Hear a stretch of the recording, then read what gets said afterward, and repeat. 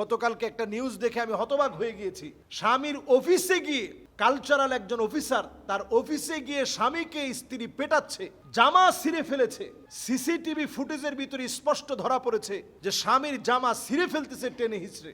একজন লোক এসে স্বামীকে বাঁচানোর চেষ্টা করছে, কিন্তু স্বামীকে বাঁচাতে তো পারেই নেই, বরং ওই লোকটাকেও মারা হচ্ছে। স্বামী ক্লান্ত হয়ে যখন লজ্জায় মাথা নত করে যখন বসে পড়লেন সোফার মধ্যে, আবার সেখান থেকে টেনে হিচড়ে নিয়ে যাওয়ার জন্য চেষ্টা চলছে। এই যে আমাদের অবক্ষয়, নারীদেরকে অতিরিক্ত অধিকার দেওয়ার নাম করে বিধর্মীদের কালচারকে নারীদেরকে একেবারে আয়ত্ত করে দেওয়া, সুযোগ করে দেওয়া, এটা ইসলাম আপনাকে শেখায় না।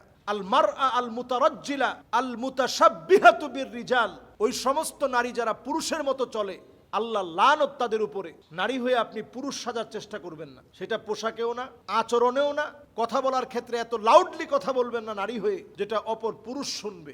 সকল ক্ষেত্রে নারীকে আল্লাহ তাআলা যে মর্যাদা দিয়েছে, এই মর্যাদার ভিতরে থাকলেই আমাদের সমাজ সংসার সুন্দর হবে। এই জাতীয় ঘটনাগুলো আমাদের দেখতে হবে না।